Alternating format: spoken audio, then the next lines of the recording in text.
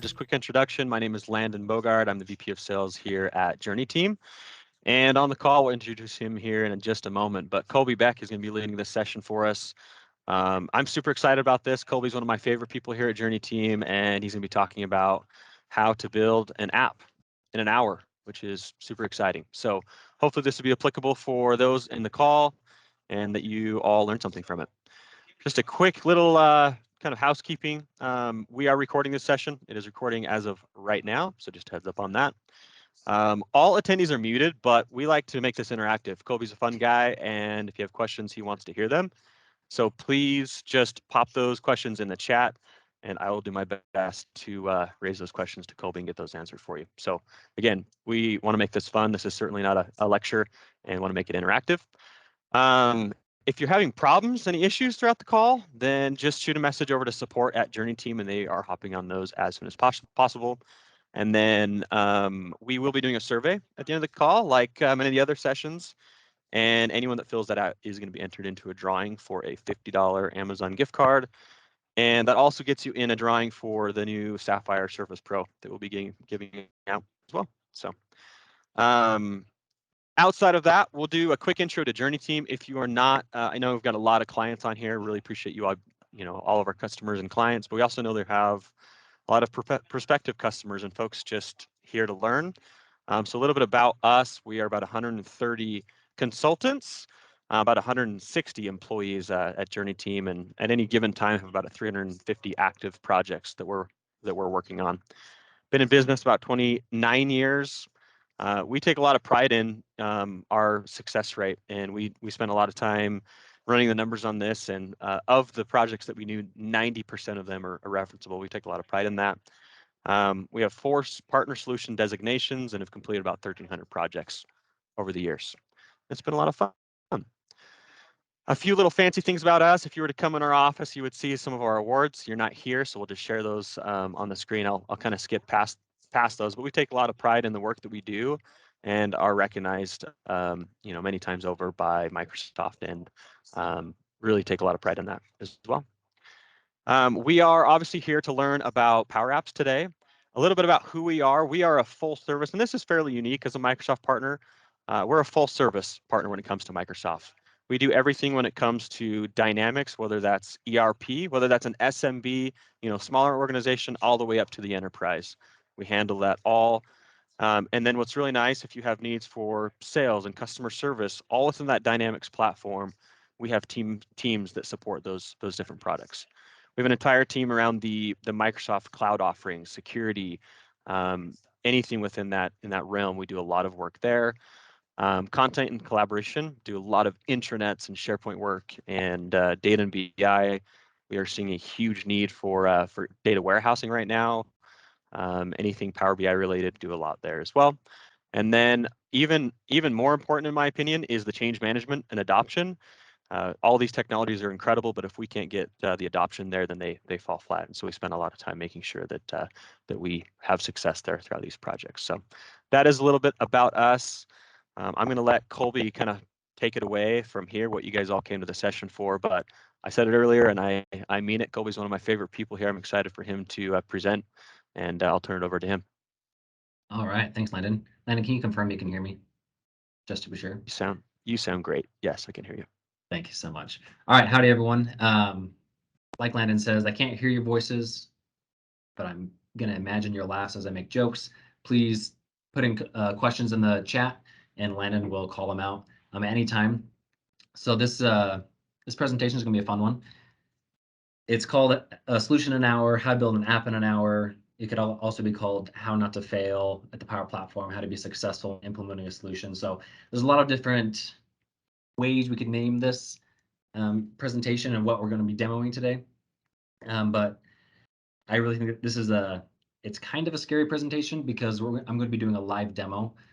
We're going to be mapping out a problem live. I haven't mapped out this problem yet, and then we're going to be walking through all the considerations we need to, or all the things we need to take into consideration in order to implement the Power Platform and PowerApps, Power Automate successfully in a way that so our organization can scale continually with that solution. So it's going to be a good time.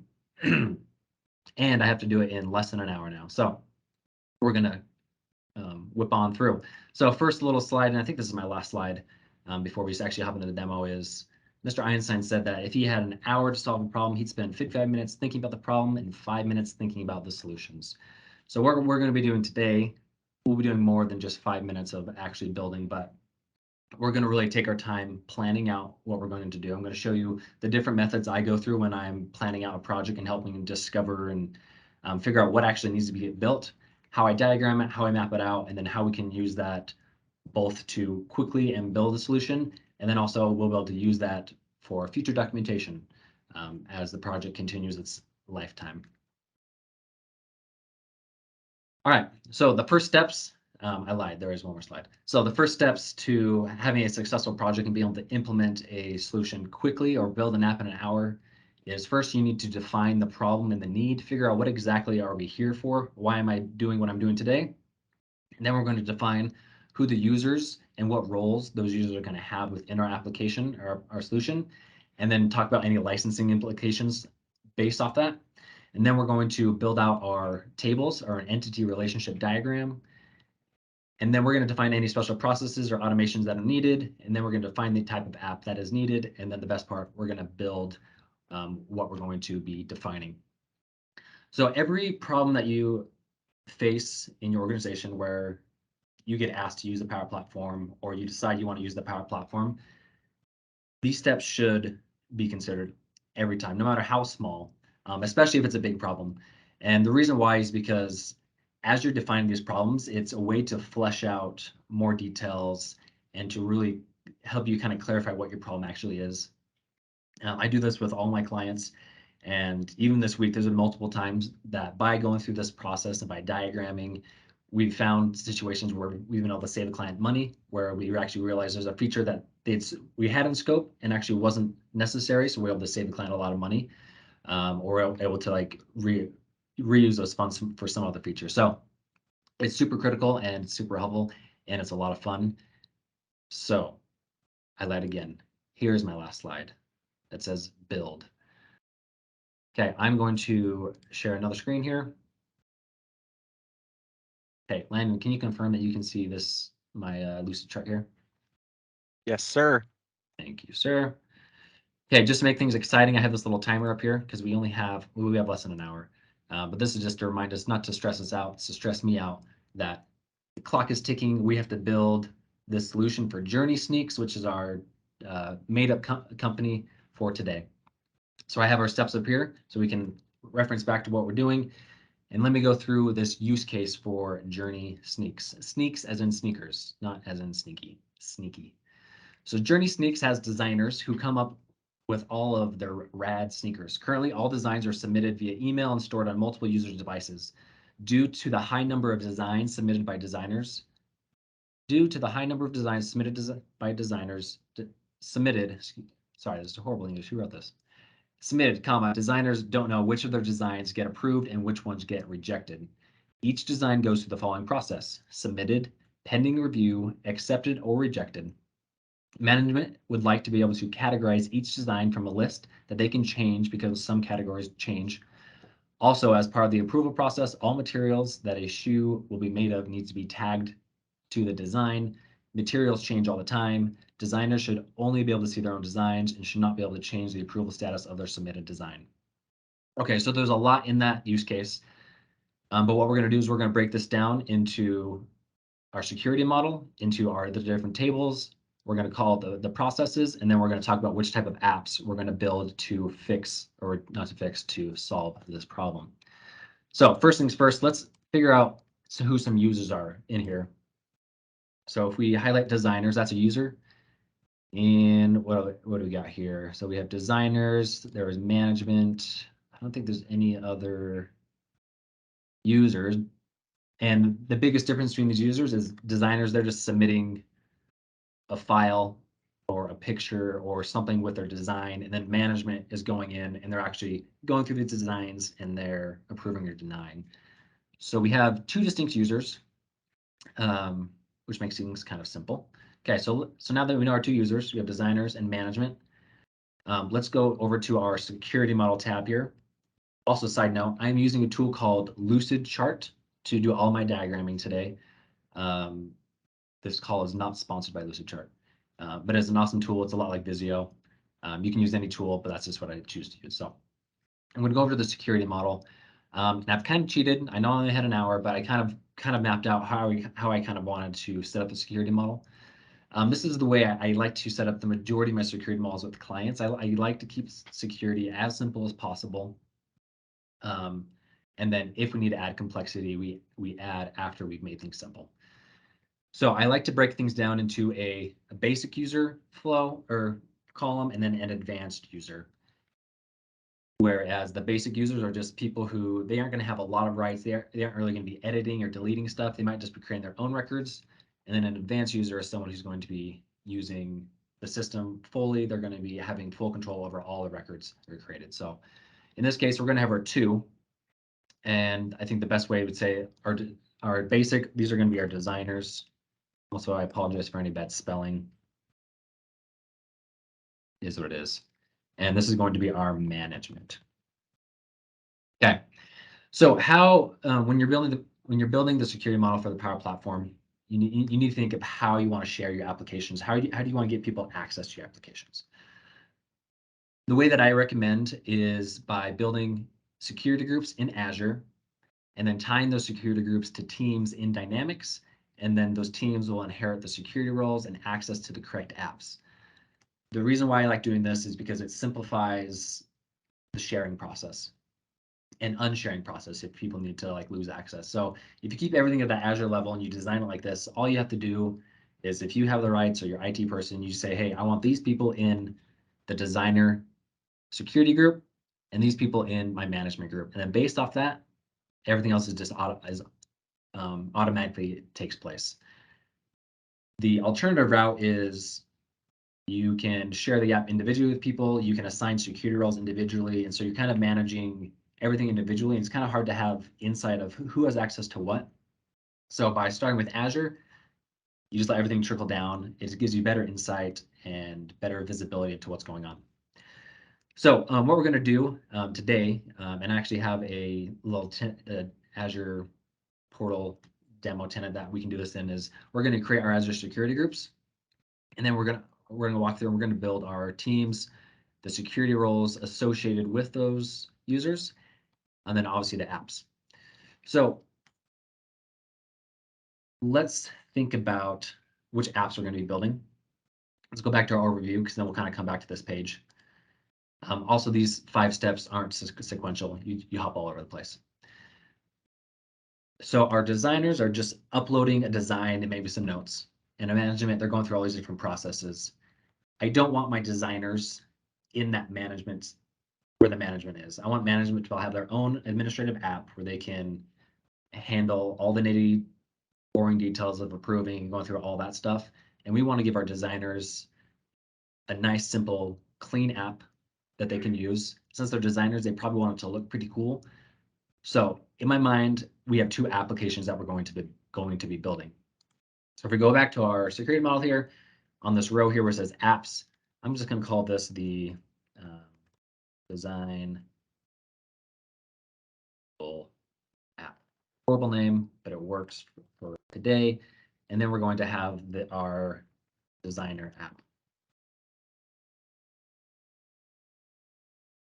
Okay, the reason why this is elongated designer app right here is because you might have guessed it, but I want the designer app to be accessible to both advanced users and basic users. I don't want it to be just basic users. The reason why is because what are the chances that maybe management wants to design and they want to submit it? Then they can go through the app and submit that. So, but we don't want basic users to have access to our admin app here, the design approval app. So here's a good basic security model. So now the next thing we want to talk about, if we're talking about security model, we've kind of figured out some apps you want to use. Now we need to think about some licensing considerations. This isn't a licensing session here, but it's always good to think about. So I'm not going to go into the nitty gritty of all the different type of licensing types. I'm just going to talk about some of the basic licensing types. So basic users will only be accessing one app. Okay. And advanced users will be accessing potentially up to 2 apps. So my first instinct there is to look at the basic PowerApps licensing. So we have a per user license and we also have a per app license. A per user license gets a user unlimited apps. Per app license is a one app currency. That's about right. See. Okay. So what that means is for these users, we're probably going to want to assign them a per user license. What that means is we get a license and we actually go into that user and we actually assign it to them. Now there is ways to automate that, but we aren't going to be worrying about that today. I've already licensed all my users. But then for our basic users, they only need access to one app. We don't want to pay for more licensing than we need. So what we can actually do is we can get these per app licenses, which cost $5 per app. And how those licenses work is it's a concurrent model. So let's say we have our designers, we have 20 designers, 10 are in the US and 10 are in India. The chances of them all 10 using the app at the same time are pretty slim, since we're like opposite sides of the world. So we could probably get away with just using 10 per app licenses and just relying on the concurrency model. So it's like a hall pass. If the app is open, that means a pass or a license is being used. And once that person closes the app, that license is now available for someone else to use. So you can get really creative with your licensing and how you want to apply that. But I have found that by going to the per app concurrency model, you can really save a lot of money and time when it comes to licensing. Okay. So, and I'm going to just move these down here. We're going to know that we have our per apps over here, and these guys are all going to have their per user. Now, per app licensing is assigned to an environment. So you actually go into your admin settings, you go to the environment, you can actually say, hey, I want to use 10 of my 30 licenses for this environment. And then the apps that live in the environment will now have that licensing applied to them. Whereas per user, like I said before, is assigned to a user. Okay, I'm feeling pretty good about that. Hope everyone else is. I haven't heard any negative comments, so I think everyone's happy. Okay, so next, let's go to number 3, define tables needed. Okay, so this is the fun part here. So let's kind of go through here. So designers come up with their rad sneakers and they submit their design. Okay, so when you think, how are we going to handle a designer's designs? My guess is we need to create a designs table, spelled properly. Designs. We're going to call it design. Side note, always give your tables singular names. And just quickly, obviously it's going to have a designer. And let's see, was there anything else about the designs? Oh, yes. Down here, they talked about they need to have a category, and then it also needs to have a material. So we're going to have our category. We're going to have our material. Okay, all right, this is looking pretty good. Now, what data type is our designer? Our designers are actually going to look up to a users table. The users table is going to be everyone who is in our Azure security groups who is licensed are going to appear in our security group, or sorry, our users table.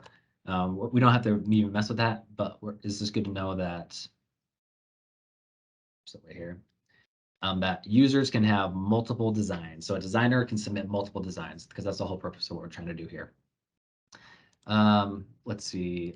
I'm assuming we also might want to have a description where they can describe their inspiration behind their sneaker design.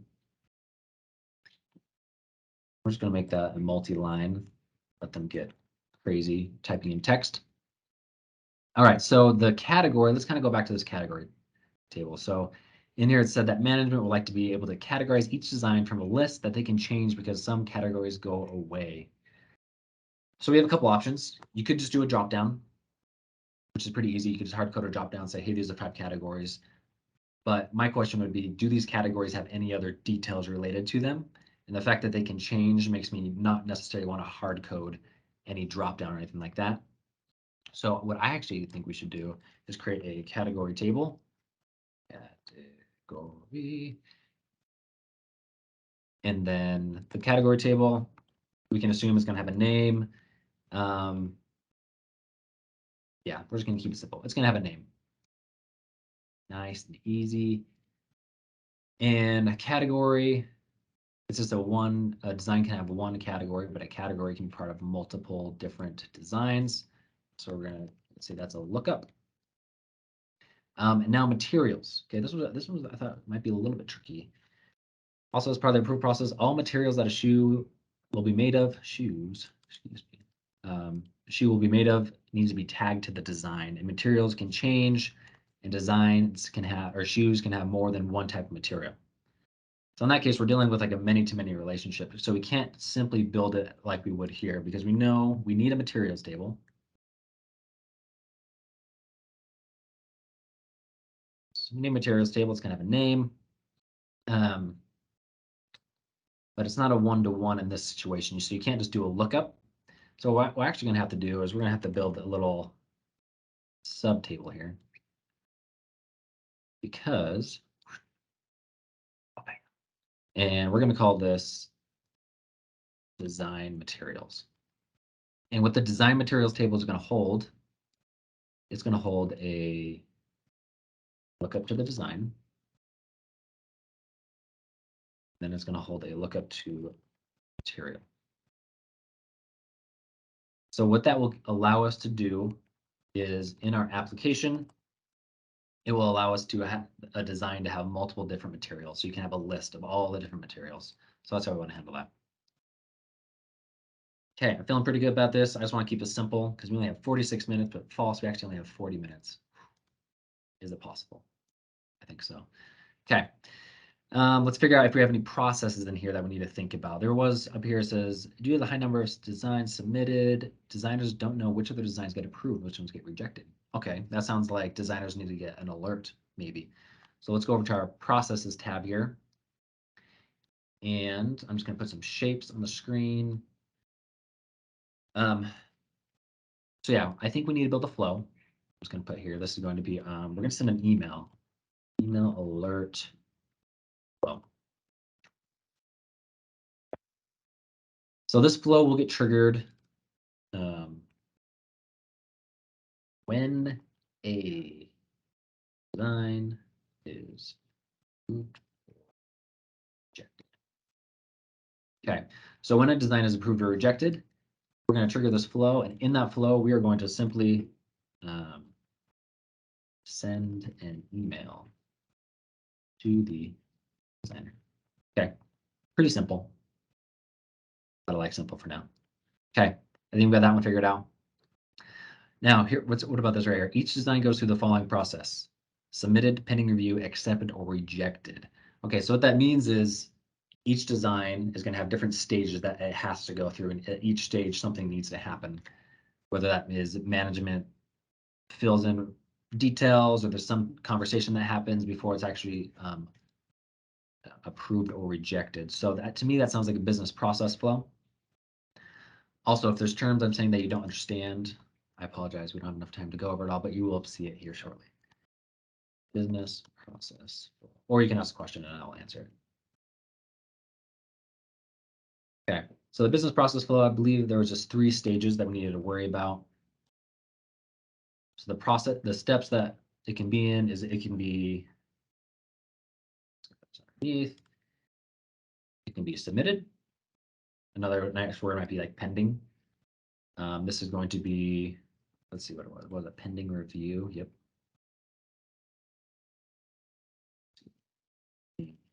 View. And then last but not least, we have our approved or rejected. I'm just going to call this final decision. Okay. All right, so this is the process that all of our designs are going to go through. Perfect. All right, also, I did think about something. If we go back to our ERD, we have our material and description. I assume designers are also going to upload a photo. So we want photo, and that's going to be of type image / file. Okay. All right, let's make sure there's nothing else we need here. Designers should only be set their own designs. Okay, and should not be able to change the approval status of their submitted designs. Okay, so for that last sentence, designers should only be able to see their own designs. That's going to be a security role thing. where we want to make sure people can only, or designers can only see what they need to see. So when we go to create a security role, which we're going to call basic, maybe we should call it designer, I don't know. We're going to make sure that designers only can see their own records. Okay. Ooh, now we need to talk about which type of apps. So maybe people have the inkling, they kind of understand what kind of app we should use, but let's kind of quickly talk about this. So there are 3 different types of Power Apps that are at our disposal. We have Power Pages or Portal, we have model-driven apps, we have Canvas apps. The question is which to use and which is the best to use. So right now, all of our users work for Journey Sneaks. So they aren't going to be outside of our Azure environment, which means Portal we probably won't need. So if your solution requires that people log in to your app who are not in your Azure, whether as a guest or as an actual employee or company, that's when you would use a portal, because a portal can accommodate external and anonymous users. So we don't want to worry about that today, which is a good thing because I don't really know anything about Power Pages, to be honest. But now model-driven apps and Canvas apps, here's where it gets tricky. Which one do we use? And it's hard to show you visually right now, but we'll get into that. The best way to think about this is a model-driven app you build, from my perspective, when I'm building model-driven apps, I recommend if it's an admin thing that's being done or very like data heavy, just do a model-driven app. So this is what we're going to use for our managers. So this is going to be our manage and app. And once I start building, hopefully you'll be able to kind of see why that's the case. Now Canvas apps, when you build a Canvas app, you start from a blank page and you build an app from scratch, and you can actually design every little piece of the app of how it looks. So when we think about designers wanting an app that looks cool, we're probably going to want to custom build it, but that puts the pressure on us because we need to make sure we build something that actually looks good. So if your app looks bad, you potentially designed it bad. Just think about that. It keeps me up at night. So this is going to be for our designers. Okay, so we have 2 apps. Also, the nice thing about model-driven apps, let me kind of go back to this, is once we've built our data model, we can just bring in those tables into our model-driven app, and the app is interface and the user experience is all taken care of by Microsoft, which is super cool. So this will be pretty quick to spin up, and the Canvas app might take a little bit more time. Look, we got 35 minutes here. Okay, feeling pretty good. I think we've touched on everything that we need here. We've talked about our problem. We talked about our user security. We defined our tables. We figured out our processes. We defined the type of app. So step number 6, which you can't see, is let's build this. Okay. All right.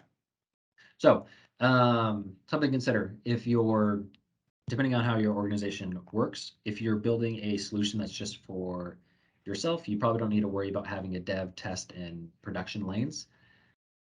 If you're creating a solution that's going to be used for a large organization, I would definitely recommend having dev, test, and production environments to make sure you can go through all the correct testing. We're not going to worry about that today because we only have the time that we have. So I'm just going to do everything just in this environment. I'm not going to use any solutions or worry about solution management. If you don't know what that is, don't worry about it. If you do know what that is, good luck or good for you. That's awesome, but we don't have to worry about that. Okay, so first, let's get our tables created. So we're going to go to our tables here. So we're inside of this environment that I spun up earlier today, and we have our Dataverse over here. This is going to hold all of our data, all of our tables, our choices, data flows, and everything that we want is going to live here. But we're going to create a new table, and we're going to call this table designs. Design. See, and the reason why you do singular is because the Dataverse will always make it plural. So just keep it simple. Let's enable attachments. Let's make sure. Let's see if there's anything here we need to worry about. I'm going to say yes. We want to do a quick create. No worries. You don't know what that is. And I think that's good. So that's going to save.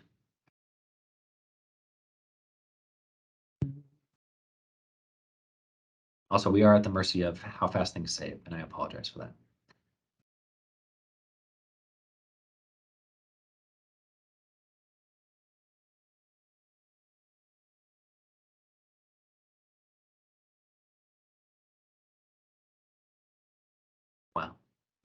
This is going to be painful.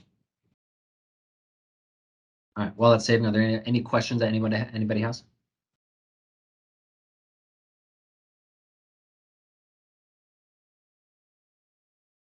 Okay, if there are questions, just type them in, send them my way. I like questions. Okay, so we have our design table. Now we need to add some columns. So we're going to go over here to columns. And we're going to do a new column. And if we go back to our model, we have our AD, we need to create our lookup to the user table, our lookup to category table doesn't exist, material, and our description and photo. Okay, so right now we can do description and photo because we haven't created these other two tables. So let's hurry and do that fast. So this is going to be our description. We're going to make that we want it text and we want it to be text there. So plain text there. And we'll save.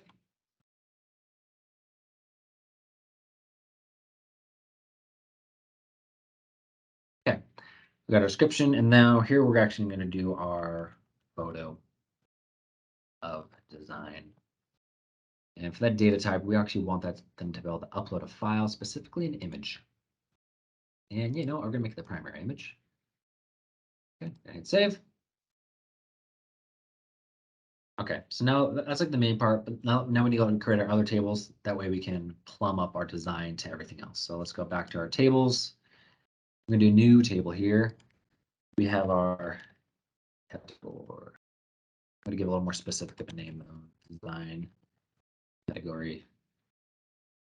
Here we go.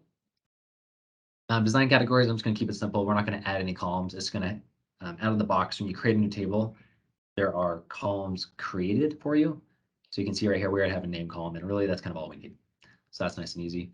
But now for this materials table, we have to have two different tables. So first, let's just do materials table.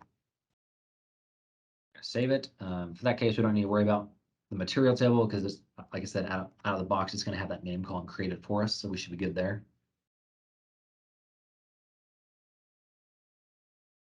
Let's go back to your tables. I'm going to go new table. And this is going to be our, I'm going to call it design material.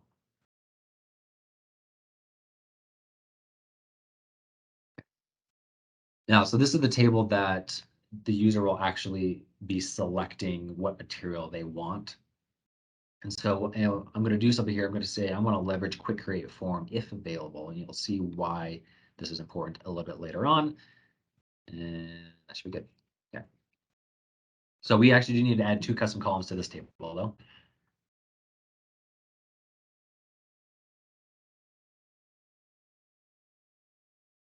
So say a new column, and this is going to be like, so we need a lookup to design and a lookup to material, and we have both those tables created, so we should be good. So we're going to call this material. We're going to change the type here to lookup, and our table is going to be our material table, and we created this design material. False. Our material table, this is the design material. So it's going to look up there. And we're going to say, you know what? This is business required, which makes sense.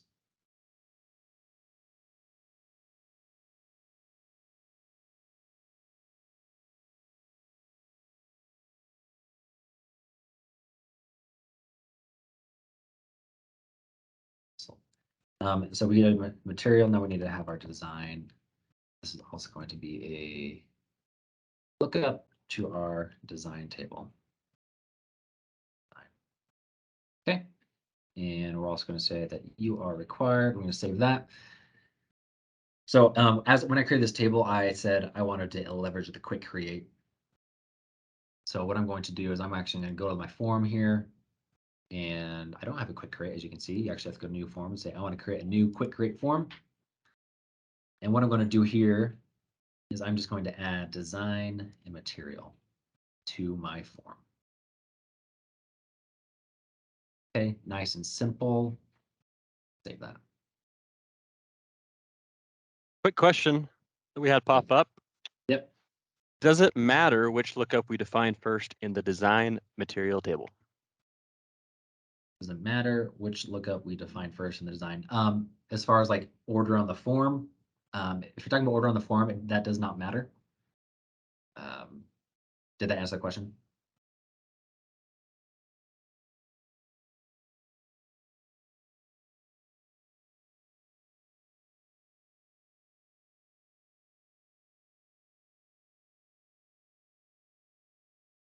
All right. Let me know if I didn't answer that question. Yes, but he said it answers your question. Good to okay, go. perfect, sir. Okay, thank you. Okay, I think we have, all right, let's think about this. When you do a model-driven app, every table has a form and every table has a view. If you don't know what that means, no worries, you'll see that shortly.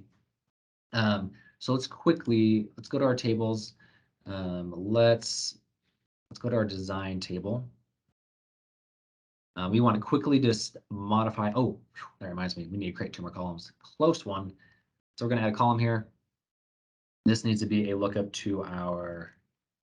I don't think we created this. If we did, my bad. But we got our lookup, and this is going to be to our category, our design category specifically.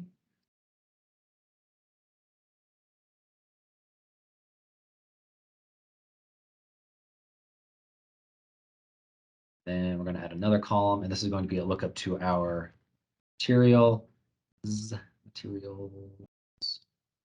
and we named that table our shoe material. No, we named it design material. Okay. So now, once it saves, we should have all the columns that we need for now. We should be fine. Okay, so now what we're going to do, let's hurry and go look at the design form. Let's get this form ready for our management people to get in here and look at designs, look what's been submitted. So this form editor is pretty sweet. Over here, we can see all of our columns. So we have category, we created that. We have a description, we have a material, and photo. Should be good. Although I did just realize I actually did just make a mistake. I didn't need to create that materials lookup. And if anyone caught that, 10 points to you. What I actually need, because remember we created that interlinking table. Let's go back here. So we created this. So I don't need the material over here. I just need this related table. Because what that lets me do, if I go over here and I say, hey, I want a subgrid. It's going to say, I want related records. And right here, design materials, design. Beautiful. Okay, so I'm going to put that here. I'm going to delete this. That was a mistake on my part. Okay. I'm going to rename this because I don't know why out of the box they just named it like that. These are going to be our materials. Okay. I think it's a pretty decent form. The owner is just the person who creates it. That'll be nice to know. That's going to be actually the designer. So what we can do is we can actually just change this here to be the designer. Did we create a designer column? I don't remember. Did we create it here? No, that should be good. So this will be the person who created it. And so when we send an email to say, hey, this was approved or denied, then we can actually send that email to them. That brings up a point. We need to have our status to say this has been approved or denied. I'm going to add a table column here. I'm going to call this design status. And we're going to make this a choice. I'm going to make it, you cannot select multiple. I'm going to create a new choice here. This is going to be design status. Now, out of the box, there are status fields that we could use, and that might be better in this case to use the out of the box statuses, but just for time, I'm just going to kind of create my own here, if that's okay. Approved. Denied.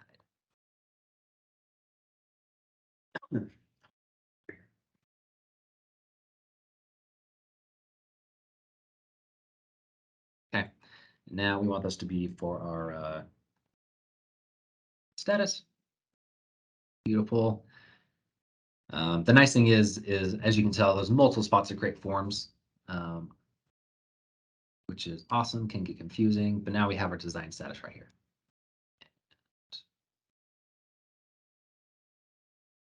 Okay, save that.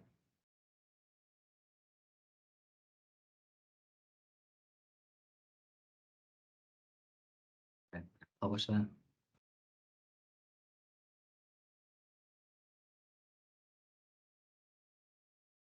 Although I do want to add one more thing to this. I apologize, I'm all over the map here. But there is a beautiful little thing here called the timeline, which we can add in. What the timeline does is it allows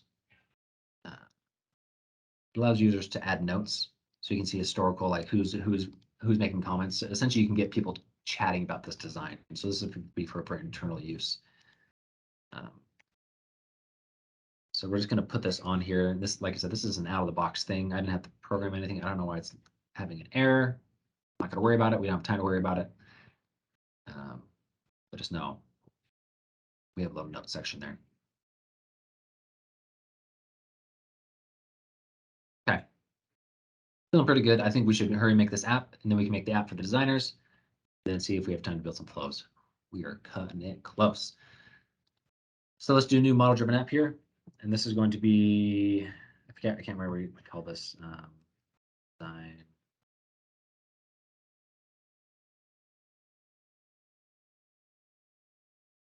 Okay. And create it.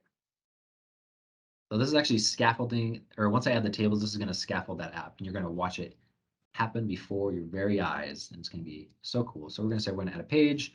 I want to do a table, and we're just going to select our table. So we have our design, this table, this table, this table, and then we also have our material table. I think I got everything. And we have our design category. Should be good. Okay, all right. So now we have, as you see, our tables. I guess technically, actually, we don't need this visible in the sitemap, but it's all good. I'm actually going to remove it because that's just like a hidden table that users don't need to see. So now you can see in the app, if I hit new,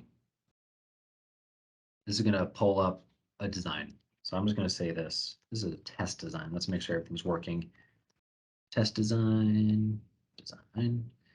Because the designer, that's me. The design status is nothing right now. Category, you can see I don't have any design categories, so let's create a new one. What's a good shoe category? Shoes. Excellent category.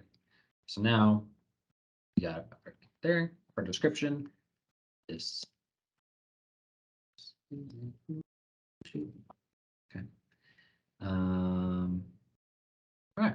So save this record. And here, this is where we'll just say we can add a new design material. Oh, sorry, I need something.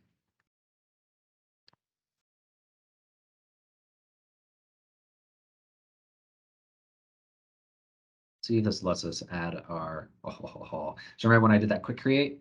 So you can see here, that quick create pops out. I don't know if you remember when we did this, it populates the design, and then it's going to let us choose a material. Of course, we don't have materials. So just hit OK. Let's add leather choice. So now if we hit design material in here, we now can do leather. Okay, that's really easy. Let's save this app. And then let's publish it.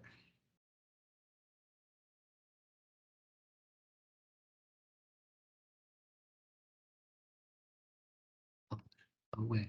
Then we're going to play it.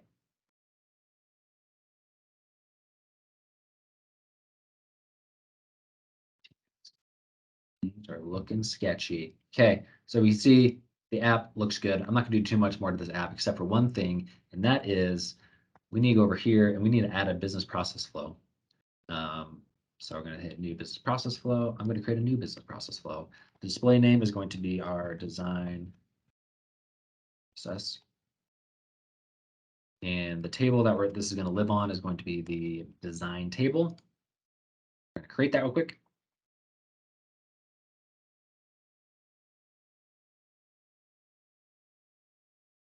Okay, So this is going to allow me to create the different stages that our designs are going to go through. And if we recall, those 3 stages are, the first one is submitted. Actually, I have to put this up here. That's right. Next stage is going to be being view, I believe it was called. And then the last stage is final decision. Okay, in this case, we're not going to do anything too crazy or fancy just because of time, but I'm just going to say that on the pending review, this is where they have the opportunity to update the design status. And then here, we'll just kind of do the same. I know it doesn't really make sense, but just because we're hustling, so we're good. I hope everyone respects me for doing that. Okay, simple flow. This is looking pretty good. You can see you can add descriptions. You should always add a description. Do as I say, not as I do in this moment. Okay, we're going to save it, then we're going to activate it.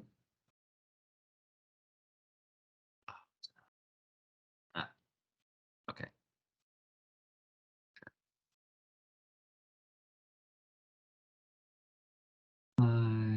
Save and activate.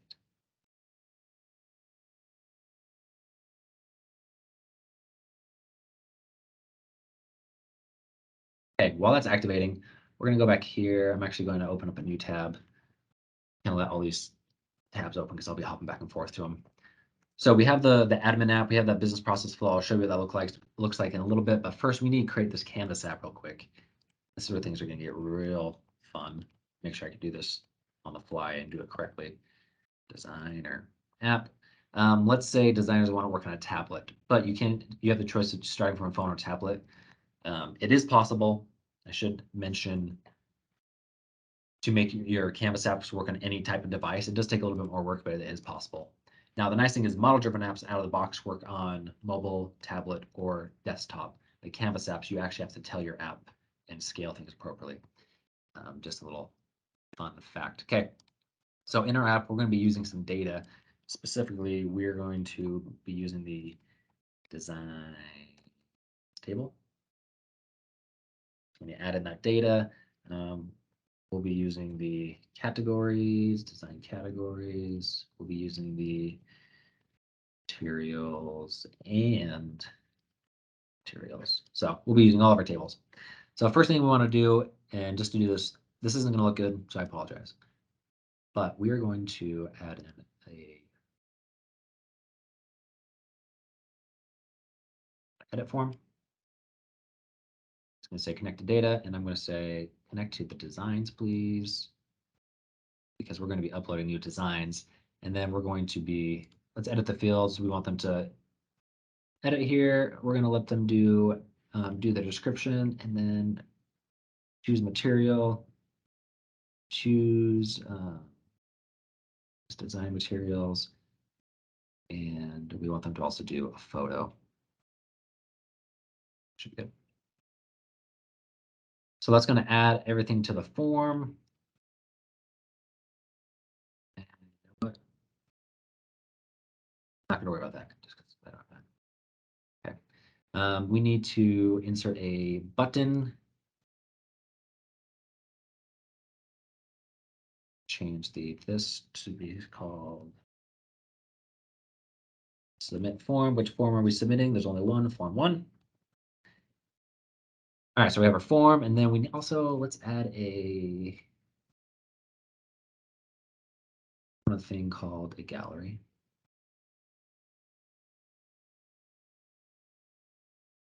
Okay, what about those to be designs? Okay, now I don't know if you guys remember, but in the very beginning, one of the requirements was that they can only see their designs. We can handle that by security role, or very quick ways. We can make a view that automatically says you can only see yours, which is what I'm actually going to do. So in order to do that, we are going to go into our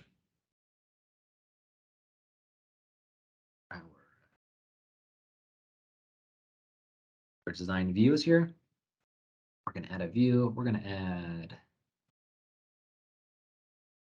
lines, and we're going to edit this.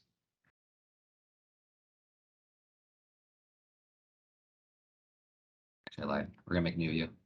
Can I do new one? Okay. So what we're doing, we're just gonna add a little filter here. We're gonna say where the owner equals current user. So, okay, that's quick and easy. So let's save. Now the best practice would be to create a different view called My Designs instead of overriding the active designs, but it's all good. Principle still applies. Do we only have 10 minutes? Toast. Okay. So let's go back to our Canvas app, and then what we're going to do is we're going to say which view am I going to use? I'm going to use the active designs. So this will only show the ones that I create. Okay, let's save this app.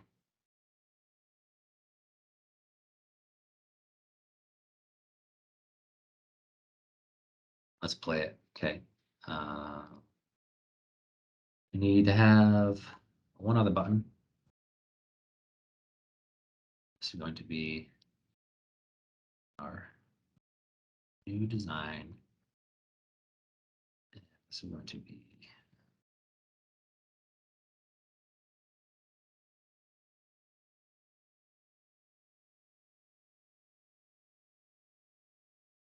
see if this works.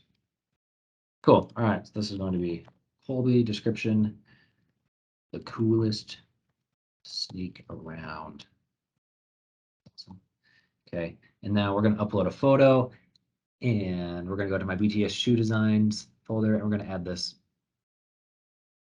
Kanye West shoe. We're going to hit submit. See if this works. Oh, check that out. So we now have cool shoe, and we have that new submission that I just created right there. So, like I said, this app looks horrible. You would want to polish this up a ton, but the moral of the story is now our designers can see their designs and they can submit designs.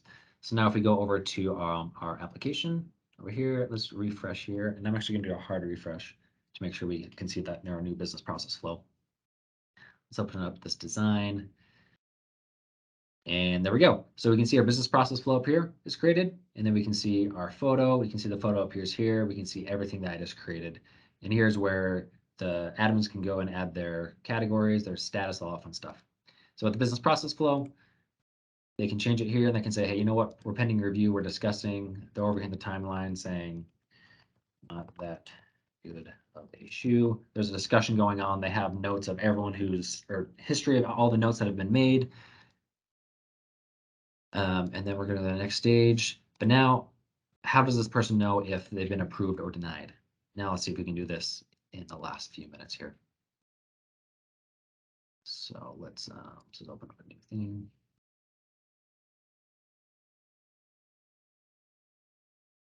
Okay, I'm going to go to flows. A new flow. I'm going to start this from an automated cloud flow. Skip this. I'm going to call this designer.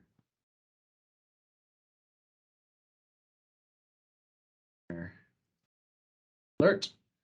Okay, so we want this to be triggered when a row is modified or deleted. Specifically, we want when a record is modified. Table is the design table. Designs. The scope, we want this to be for the whole organization.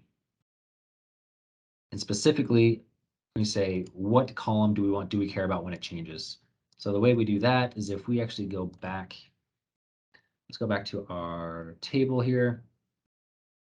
And if we go to our design, Flow wants a column name. And unfortunately, it doesn't want the pretty column name. It wants this back end name. So we have this design status field, and I have to go to advanced tools, copy schema name. Okay. But a question pop up, Colby. Yes. You got a second for it? Yep. Okay. It seems like creating the table is a big deal, but how impactful is changing that table? Is this something that is easy to update materials or other items in various lookups? When you say update, you mean like create records or change the layout of the table?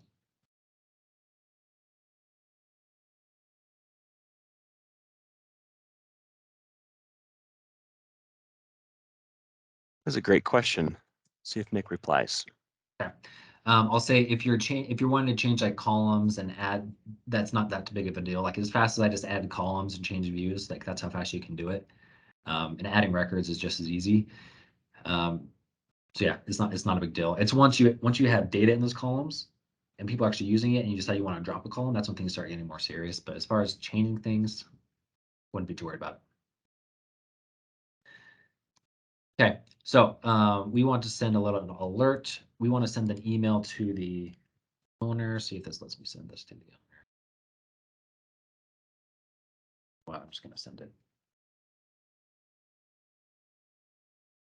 Sorry, I don't know my test user's email address. So I'm just going to send it to my own email. The subject is design. Your design was, and here we can actually go in here and we can say, okay, what actually happened? So we can go to the design status field.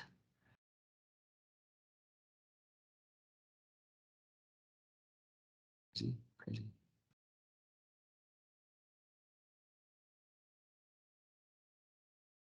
Someone tell me I'm missing my status field. Interesting. Well, you know what? We're just gonna add the description. We don't have time to be perfect in this demo. But moral of the story is when the status column is changed, it will send the description. Okay, actually, that really weirds me out. Aha, there she is. Okay. Golden. Okay, so we're going to save that. And then I'm going to hit this little back arrow here. Let's see if I want to get, okay.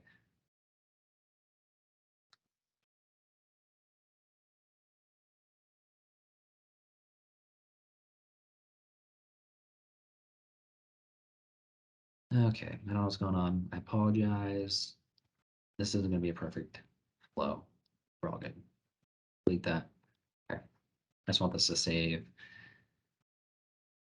How much time are we at? 2 minutes? You've got 2 minutes left. Okay, 2 minutes. Let's click on this. Let's go to here, and we're going to approve this. Save this. Now let's see if the flow ran. It may or may not. It's a live demo, so you never know what's going to happen. But the moral of the story, in that really less than 50 minutes, I was able to create 2 applications and a flow and a business process flow, as well as modify a form for users to use. It's not perfect, but if you were in a crunch and you needed to quickly solve a problem, as long as you spent the time up front designing your problem, you can really build everything, because we built everything that we wrote out in our requirements. We built the apps to handle this. We didn't do the security model. I failed. I apologize. But we also built the email flow and this business, the email alert and the business process flow. So it's very possible to do a lot with a little amount of time. But as long as you plan ahead, plan for it, you can do anything. Looks like there's a question from Jill. Looks like Nick did clarify. So he's saying the change was to what options were within the table, not the column itself. So in the list of materials, for example, if that was to expand, would that impact anything? Okay, I see your list. So the list of materials, for example, if that was to expand, would that impact anything? In this specific application, Nick, it would not. So I can just show you. So like if we go to our materials table, and let's say we want to add, what's another type of material? Can't even think. Fleece. So yeah, we can add as many materials there as we need, and then for all of our designs, for an existing one, sorry. For our existing one, if we went to the materials, Where'd my quick create go? Bummer. Sorry, I can't show you that. But yeah, adding different options to that materials table would not change anything. It would still work in this use case. There are other use cases where it could potentially damage things, but by having that table and that join table that we created, the hope is that it gives you the flexibility to add as many materials as you need and change things and without making things too complicated or crazy. Thanks for your question, Nick.